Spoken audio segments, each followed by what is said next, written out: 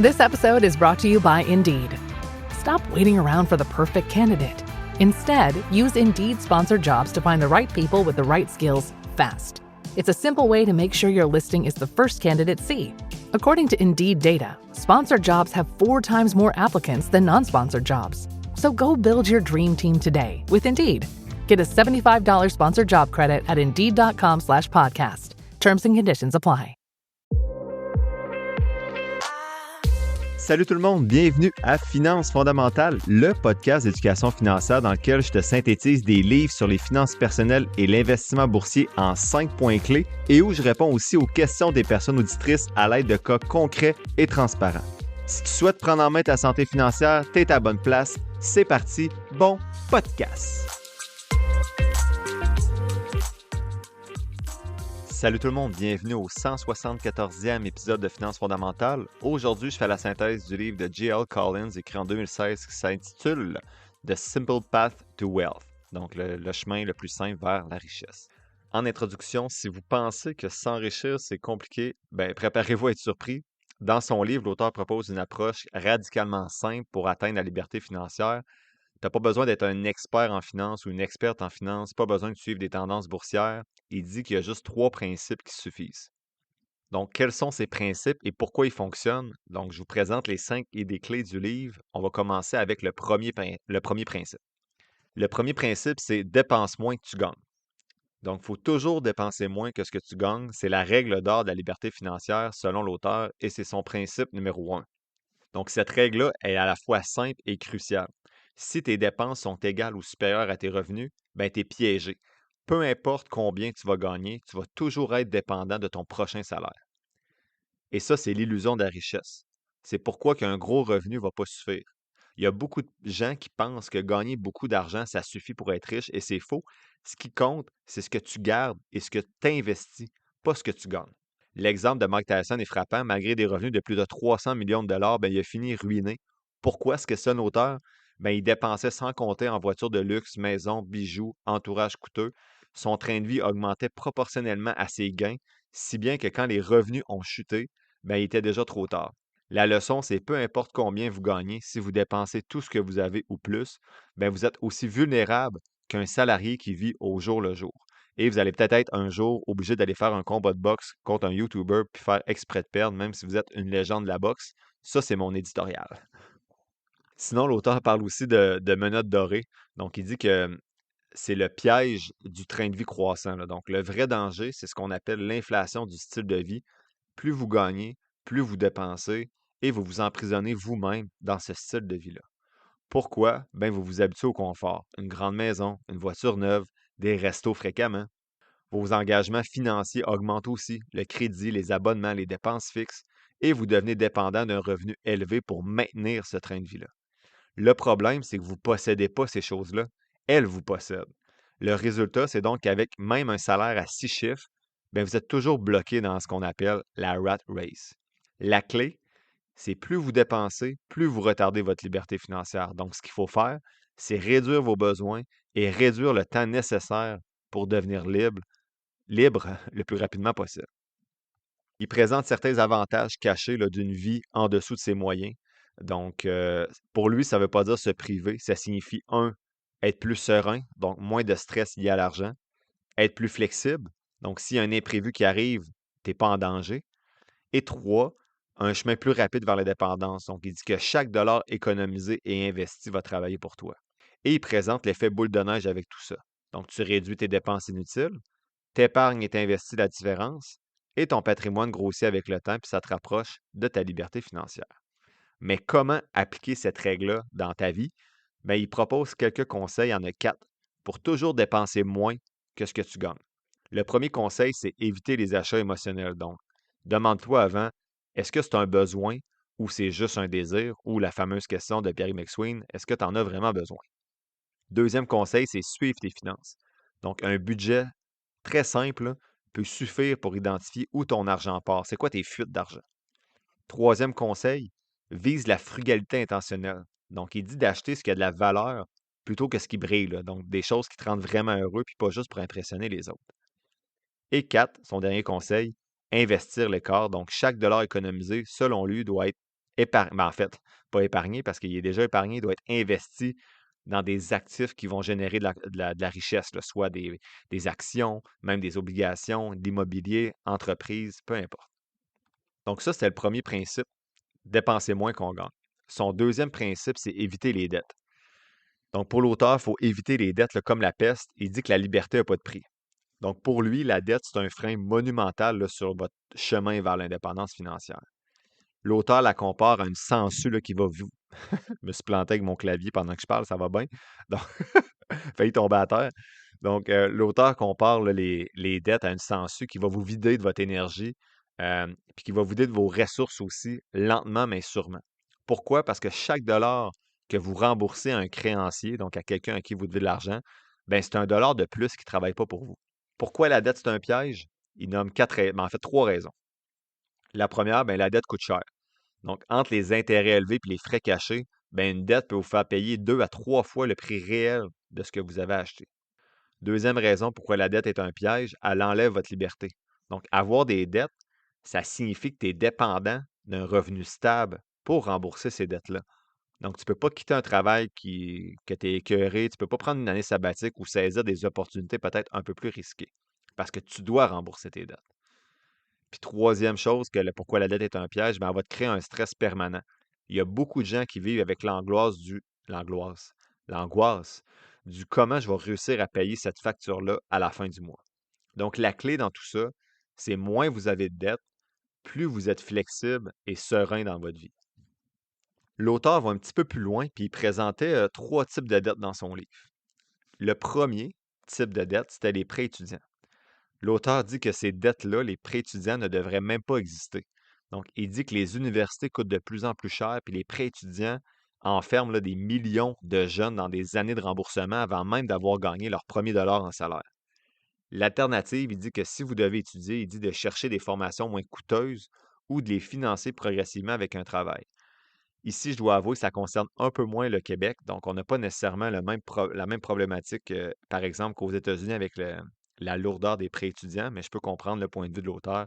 La situation est quand même catastrophique aux États-Unis avec des gens qui ne réussissent pas à rembourser leurs prêts étudiants pendant toute leur vie là, professionnelle. Je fais une petite pause pour vous parler de Christine Pelletier, qui est conseillère en sécurité financière et représentante en épargne collective chez GFM Groupe Financier. Je me rends compte avec tous mes accompagnements qu'il y a certaines personnes qui peuvent être intimidées par l'investissement autonome ou qui ont tout simplement pas la même passion que moi pour gérer leur placement. Si vous vous reconnaissez là-dedans, ben Christine pourrait être la personne pour vous accompagner. Avant de vous la référer, vous pouvez être sûr que j'ai fait tous les devoirs que je vous dis de faire avec les personnes qui vous accompagnent pour vos finances et je lui ai posé toutes les questions qu'on a vues jusqu'à maintenant sur le podcast. Christine est en plus une fidèle auditrice du podcast et c'est une vraie passionnée de finances. Elle utilise une approche personnalisée et ajuste son accompagnement selon vos besoins. Et plus beau dans tout ça, ben c'est qu'elle offre des FNB indiciels comme je vous suggère de le faire depuis le début du podcast. Elle peut aussi vous accompagner pour vos besoins d'assurance vie, d'invalidité et de maladies graves. Vous trouverez toutes les informations nécessaires pour la contacter dans la description de l'épisode. Merci à Christine Pelletier et GFM Groupe Financier d'aller au-delà de la finance et de soutenir le podcast. À noter que les fonds communs de placement sont offerts par Investia Services Financiers Inc. Le deuxième type de prêt présenté par l'auteur, c'est les prêts immobiliers. Donc, il dit d'acheter la maison qu'il vous faut, pas la maison que la banque vous permet d'acheter. Ça, c'est un bon point. Il dit qu'il y a beaucoup de gens là, qui vont se ruiner en achetant un bien immobilier, une maison là, qui est au maximum de leur capacité d'emprunt en pensant que c'est un bon investissement. Donc, l'alternative proposée par l'auteur, c'est d'acheter un bien qui est modeste, mais qui est adapté à vos besoins pour éviter là, des remboursements qui vont vous enfermer, vous emprisonner pendant 20 à 30 ans. Et enfin, le troisième type de prêt qu'il présente, c'est des prêts pour investir. Il dit que ces prêts-là sont intéressants, mais à manier avec une extrême précaution. Donc, l'idée d'emprunter pour investir peut sembler séduisante quand les marchés montent, mais quand les marchés descendent ou sont en crise, ben, vous pouvez tout perdre, y compris ce que vous n'avez pas encore gagné. Donc, l'alternative, il dit que c'est d'investir uniquement l'argent que vous possédez réellement. Et ça, je ne pourrais pas le dire mieux que l'auteur. Pour moi, emprunter pour investir, il faut vraiment que vous ayez un profil de tolérance au risque élevé. Et j'inclus là-dedans tout ce qui touche, là, mis à part de l'argent, manœuvre de Smith. Si vous n'êtes pas rigoureux En plus d'avoir un profil de tolérance élevé, vous devez être rigoureux là, dans vos manières de faire lorsque vous mettez en place ce type de stratégie-là. Il termine en se questionnant comment on peut éliminer nos dettes rapidement. Donc, il y a trois façons que l'auteur présente. La première, il dit, ben d'abord, en fait, c'est pas trois façons, c'est plutôt trois étapes, là. La première étape, c'est il dit de stopper l'hémorragie. Donc, il faut éviter, là, quand vous êtes endetté, d'en contracter d'autres, surtout si c'est pour des achats encore impulsifs ou inutiles. Ensuite, il dit que vous devez commencer à rembourser de façon agressive vos dettes et il dit d'utiliser la méthode de boule de neige. Donc, lui, ce qu'il suggère, c'est de rembourser d'abord les plus petites dettes en premier, ou si vous voulez être le plus efficace possible, ça peut être la méthode de l'avalanche, donc de rembourser les dettes les plus coûteuses, donc celles qui ont le taux d'intérêt le plus élevé en premier. Et moi, vu que je suis un scientifique très mathématique, ben ça serait vraiment la méthode de l'avalanche. Donc, même si j'ai 8 dettes, puis que j'aimerais ça psychologiquement en clairer des plus petites avant, mais je pense qu'il faut clairer celle qui a le plus gros taux d'intérêt en premier. Et enfin, un coup que vous avez stoppé l'hémorragie puis vous êtes en mesure de rembourser de façon agressive vos dettes, il faut tenter d'augmenter votre épargne parce que chaque dollar non dépensé peut être utilisé pour rembourser encore plus rapidement vos dettes actuelles. Le troisième principe, donc le troisième élément de synthèse d'aujourd'hui, c'est investir dans des fonds indiciels. Donc, son troisième principe, c'est d'investir tout ce que vous réussissez à dégager comme épargne dans des fonds indiciels. Il dit que c'est la voie la plus simple vers la richesse. Donc, l'auteur est vraiment catégorique là. Pour construire un patrimoine sur le long terme, il dit que c'est inutile de chercher le prochain Apple ou le prochain Tesla. La meilleure stratégie, c'est d'investir dans l'ensemble du marché à travers des fonds indiciels. Pourquoi? Parce que le marché boursier monte toujours à long terme. Il présente trois raisons pourquoi vous devriez choisir des fonds indiciels. Un, c'est simple et efficace, donc tu n'as pas besoin de suivre l'actualité financière, de deviner là, les tendances ou de gérer activement ton portefeuille. Deux, les frais sont réduits. Donc, les fonds indiciels ont vraiment des frais minimes, là, généralement autour de 0,1, 0,2 contre au moins 1-2 là, pour des fonds qui sont gérés activement. Et trois, il y a une performance garantie sur le long terme. Donc, il dit que sur les 100 dernières années, le marché boursier a toujours fini par remonter après chaque crise plutôt. Ici, je nuancerai un petit peu, là, il parle de performance garantie sur le long terme. Je dirais plutôt performance intéressante sur le long terme. Donc, j'aime pas le mot garantie, à moins que long terme pour vous, ce soit 100 ans. Là, je pense qu'assurément, on peut dire que c'est garanti. Mais il ne faut pas que vous voyez garantie long terme comme sur 5 ans, là. Tu sais, pour moi, ça sera au moins 15 ans et plus, peut-être même 20 ans, si on va être sûr de garantir quelque chose. Mais assurément, sur le long terme, le FNB indiciel va suivre les principaux indices, à moins que tu suives l'indice, là, un indice sectoriel, là, mais je ne suggère pas ça. Donc, si tu es vraiment sur le long terme, en effet, là, si le marché boursier descend pendant 20 ans, c'est parce qu'on a des problèmes dans l'économie, là. Tu sais, ça devrait à un moment donné monter avec l'inflation de toute façon, naturellement. L'auteur recommande, donc c'est pas moi, c'est lui qui dit dans son livre d'investir dans un FNB là, indiciel comme VTI, par exemple, qui est un FNB qui suit l'ensemble du marché américain. Lui, il dit, ben, c'est diversifié, c'est rentable à long terme, à peu près 7 à 10 de rendement annuel. Vous savez que dans mon cas, là, je suggère plutôt des FNB un peu comme XEQT, VQT, ZEQT, peu importe. Là, vous pouvez choisir n'importe quelle firme qui offre son propre FNB tout en un. Vous pouvez également respecter votre profil d'investisseur. Si vous avez besoin d'un 80-20, ça peut être XGRO, VGRO, peu importe, là, il y en a plein de produits de même. Le défi à travers tout ça, peu importe le produit que vous choisissez, c'est de rester investi même quand le marché s'effondre.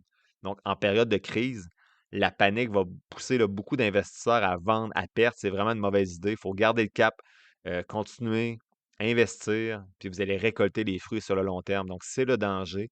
Si vous allez trop vite vers l'investissement autonome à travers des FNB indiciels, bien, des FNB indiciels ça va être volatile parce que ça suit les marchés boursiers. Donc, assurément, un jour, peut-être pas cette année, peut-être pas dans les 5 prochaines années, mais assurément, un jour, vous allez perdre 30 de votre portefeuille. Donc, est-ce que vous allez vendre dans ce moment-là? Si c'est le cas, faites plutôt affaire qu'un professionnel qui, lui, peut investir dans le même FNB. Donc, vous allez payer peut-être 0,7, 0,8 de frais de gestion pour le service conseil. Mais si ça vous permet d'éviter de faire ce genre de gaffe-là, ça vaut la peine. Donc, et on se connaît pas. On ne sait pas si on va paniquer quand ça va arriver, tant que c'est pas arrivé. Donc peut-être que même moi, je vais peut-être paniquer un jour si ça arrive. Je ne pense pas parce que je me connais, pas beaucoup d'émotions. Mais sachez que dans des belles années, c'est un peu facile d'être dans des FNB indiciels. En effet, c'est facile, c'est efficace. Il faut juste que vos émotions vous permettent de garder le cap lorsqu'il arrive des situations plus difficiles. Donc, ce que je retenais un petit peu de ce point-là, là, que j'ai peut-être tourné plus en rond, en gros, ce que je retiens d'investir dans les fonds indiciels, c'est que l'investissement le plus sûr et rentable est aussi le plus simple. C'est un fonds indiciel puis de la patience. Et là, je dis pas, en fait, ce que je dis ici, c'est que pour moi, l'investissement le plus sûr, le plus rentable, c'est le fonds indiciel. Je ne parle pas de fonds indiciel puis de gestion autonome. Je parle de FNB indiciel. Donc, pour moi, que vous soyez en gestion autonome, que vous soyez avec un professionnel ou un robot conseiller, le produit qui est, selon moi, le meilleur demeure le FNB indiciel. Peu importe ce que vous entendrez à droite, à gauche, là, qu'il y a tel gestionnaire qui a battu dans les 5 dernières années l'indice.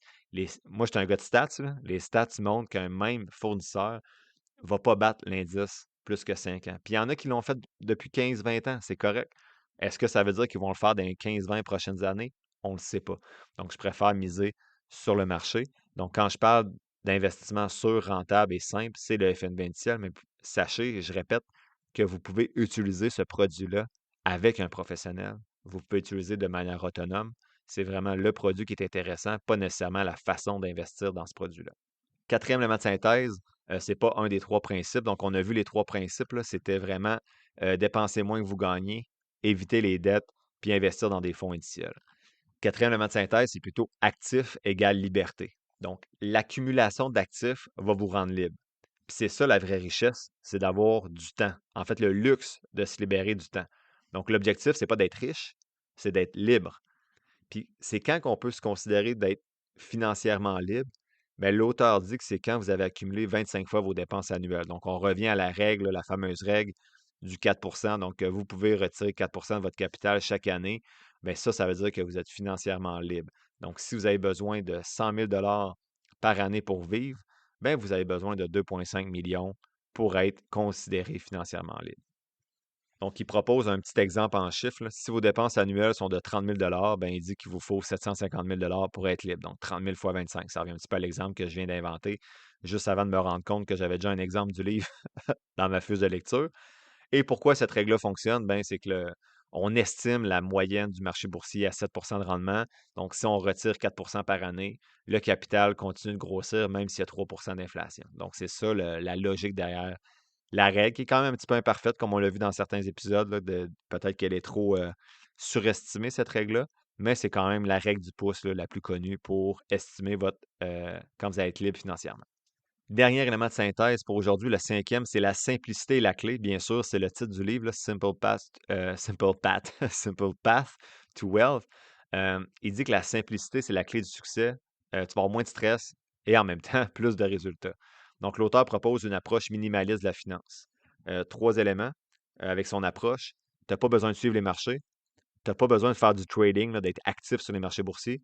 Puis, tu n'as pas besoin d'avoir un MBA en finance. Mais pourquoi cette simplicité-là va fonctionner? Parce que ça a vraiment l'air contre-intuitif là, de dire je vais battre des professionnels qui passent la journée à analyser des actions juste en achetant un FNB indiciel. Ben oui, puis là, je sais que les pourcentages changent d'étude en étude, là, mais même les plus pessimistes, là, même les plus pessimistes disent 76 là. C'est-à-dire que même ceux qui défendent la gestion active disent que les investisseurs qui utilisent des FNB indiciels vont battre 76 des professionnels, puis ceux qui sont plus pessimistes disent 95. Fait que choisissez votre pourcentage entre les deux, mais pour moi, peu importe celui que vous choisissez, le verdict est quand même assez clair.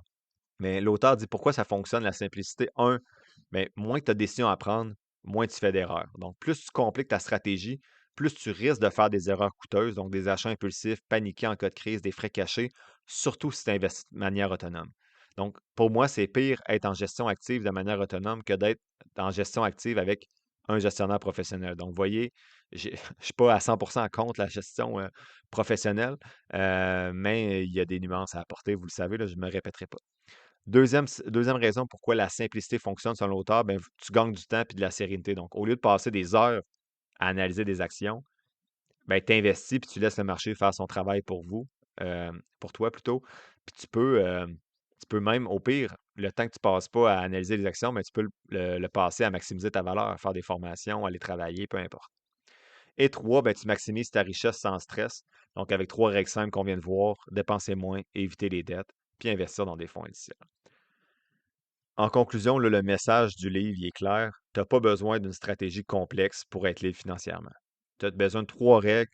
Vis en dessous de tes moyens. Assure-toi de ne pas avoir de dette nocive. Puis investis dans des fonds indiciels. Puis laisse le temps faire son travail.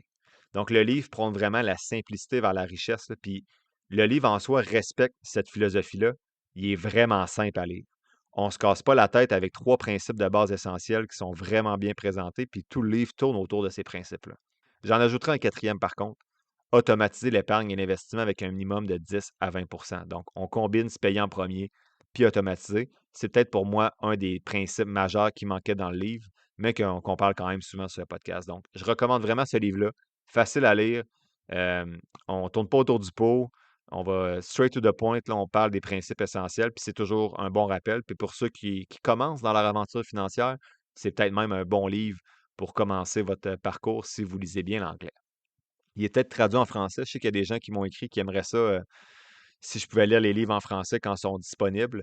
Je vais vous avouer que j'aime ça, j'aime mieux des fois lire en anglais parce que je trouve que c'est toujours plus clair les phrases en anglais. Des fois, quand c'est traduit en français, on tourne autour du pot un petit peu.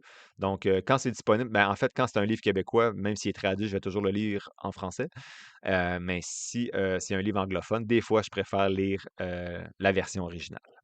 Le key point, qu'est-ce que je retiens de ce livre-là? C'est que la liberté financière ne s'achète pas avec de l'argent, mais avec des décisions intelligentes et simples. Donc, la semaine prochaine, je fais un Would You Rather numéro 3. Donc, n'oubliez pas de m'envoyer vos questions. Je vais faire un choix entre 2 décisions que vous me demandez de faire.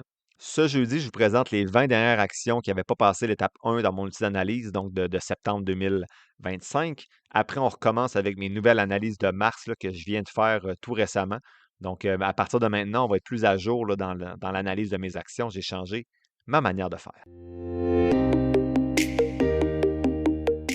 L'épisode tire à sa fin, j'espère que tu l'as apprécié. Si c'est le cas, je t'invite à le partager et à t'abonner au podcast, en plus de mettre quelques étoiles ou de le liker selon la plateforme sur laquelle tu m'écoutes. Tous les liens pour me soutenir sont quelque part dans la description de l'épisode. N'oublie pas que les informations communiquées dans le podcast sont dans un but strictement éducatif, ce ne sont pas des conseils financiers.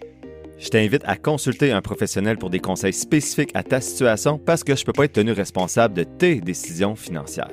Comme je le dis depuis un petit bout, je ne suis pas un expert, prends donc pas ce que je dis pour du cash, fais toujours tes propres recherches. Sur ce, merci d'avoir passé un peu de temps avec moi aujourd'hui et on se voit dans le prochain épisode de Finances fondamentales.